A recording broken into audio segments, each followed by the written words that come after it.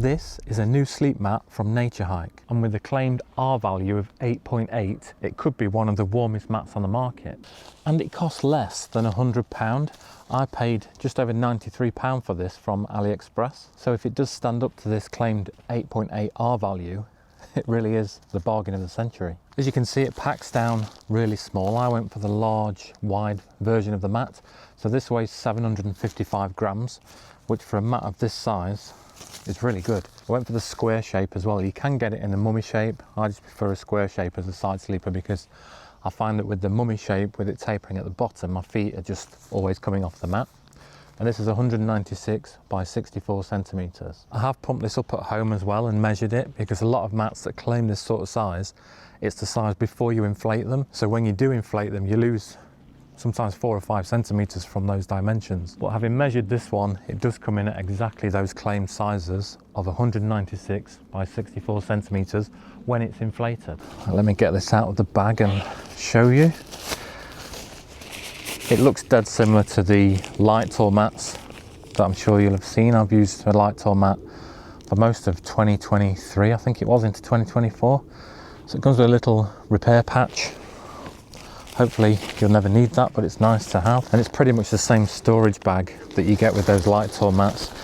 I wouldn't be surprised if they're made in the same factory, to be fair. This is a pretty decent pump sack, but I prefer to use my flex tail pump. So it's a decent sized bag, and then it's got the nozzle on the bottom there, a bit like the Xped schnozzle bags. Got a bit of elastic for storage, and then this is the mat. So let's get this in the tent and get it pumped up. The valve on this one is a single valve as well. So you pull it once to inflate, and then it opens up fully to deflate. That's one of the things that I found really annoying with the Decathlon mat that I've been using recently. It's got separate valves for blowing up and letting it down, but the valve that you use to deflate the mat has got like a baffle in it, so you have to force the air out. Whereas with these kinds of valves, you can just pop it open and leave it a few minutes to sort of deflate itself, really. First world problems, isn't it? It should be really comfortable as well. It's 12 centimeters thick. Actually, let me get this pumped up and then I'll bring it outside the tent and show you. So here it is pumped up. It's a bit like a lilo. Just to give you an idea of the thickness, hoping that's lining up. That's a standard 500ml smart water bottle there. And as I said, it looks very similar to the light tour mats with this dimple pattern on it. I do find these a lot more comfortable than the ones with either horizontal or vertical baffles. I think, again, that's just because I'm a side sleeper. I've put my Sea to Summit pillow lock stickers on already, and then we've just got a little bit of branding on here with the 8.8. Now I will say, so far I haven't found a certificate to confirm that 8.8 is a official R rating. It does say SGS on the packaging, but I haven't found a certificate. I've contacted Naturehike and asked them to provide a copy of it, or at least the reference number, and they haven't got back to me. So all I can do is review this mat at the minute for comfort and to tell you whether I think it's warm or not, I guess. It's worth noting as well that I think because it's such a big, wide mat, the flex tail pump can't quite pump it up fully, or not as much as I'd like it anyway at my massive weight. So I do have to put 2 or 3 lungfuls of air in myself once the flex tail's done its thing. So I'm going to use this for the first time tonight. Let's jump to the morning and I'll tell you what I think to it.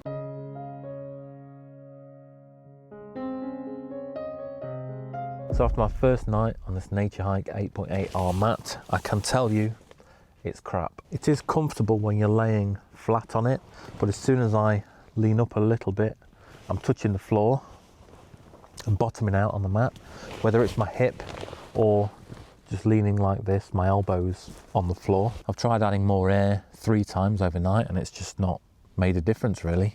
As soon as you sit up, you're on the floor. I never had this problem with the light tour 5.8R mat that I had previously.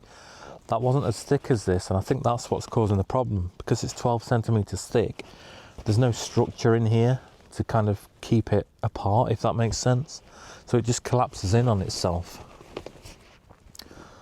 The Decathlon mat I've got that's a 5.2R as well, I think. It's 7 or 8 centimeters thick. That's fine, I can sit up on that and I don't bottom out. It's a shame really, I'd got high hopes for this with it being so similar to the light tour mat. So yeah, avoid this one. Get yourself a light tour mat or one of the Decathlon 5.2Rs.